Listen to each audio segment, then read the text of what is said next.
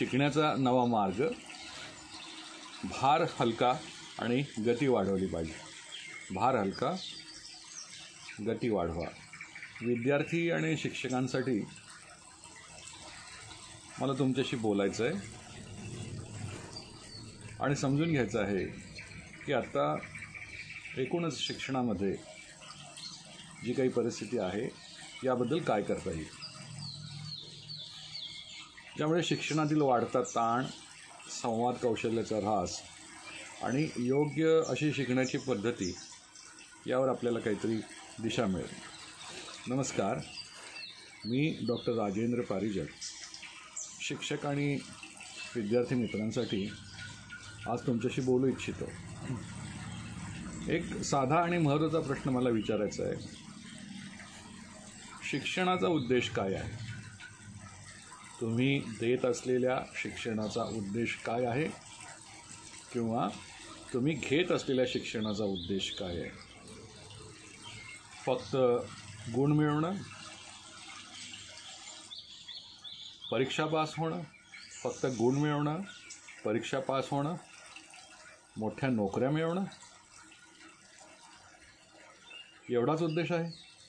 खरं तर शिक्षणाचा उद्देश समज वाढवणं, निर्णय क्षमता वाढवणं आणि जीवन समृद्ध करणं असा असतो.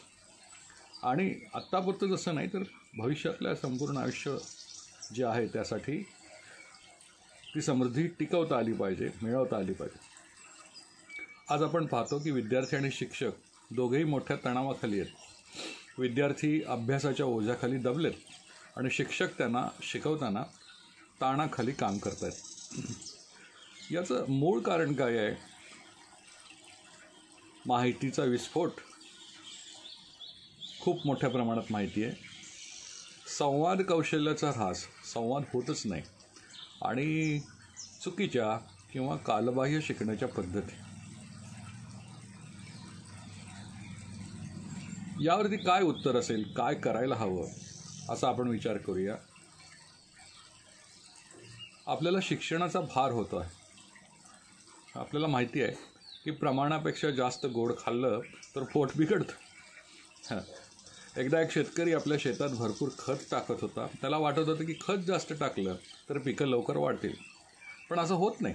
जास्त खतामुळे झाडं सुकतात. तसंच आजच्या शिक्षण व्यवस्थेचं झालं आहे.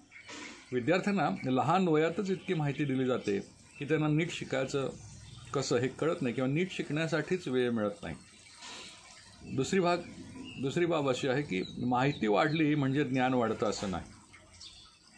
खरं ज्ञान तेच आहे जे विचार करण्याला भाग पाडतं आणि निर्णय घेण्याची क्षमता वाढवतं. खरं तर शिक्षक असोत किंवा पालक, त्याने विद्यार्थ्यांच्यावर माहितीचा भार नाही टाकला पाहिजे. शिकण्याची प्रक्रिया सोपी, आनंददायी अशी बनवायला हवी. विद्यार्थ्यांना सुद्धा पुस्तकं घोगण्यापेक्षा माहितीचा उपयोग कसा करायचा हे शिकायला पाहिजे. संवाद कौशल्याच्या बाबतीत सुद्धा खूप तक्रारी आजकाल आहेत.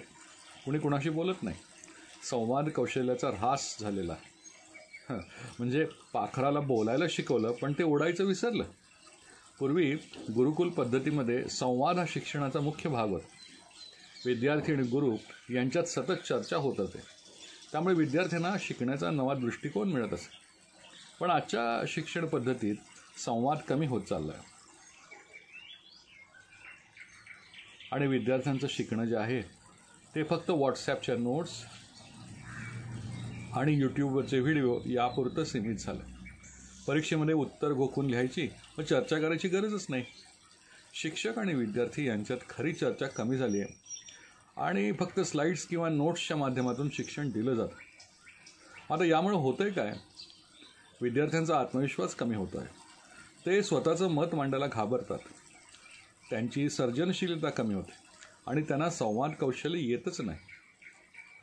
विद्यार्थी असोत किंवा शिक्षक, त्यांनी हे लक्षात ठेवलं पाहिजे की संवाद हाच शिक्षणाचा आत्मा आहे.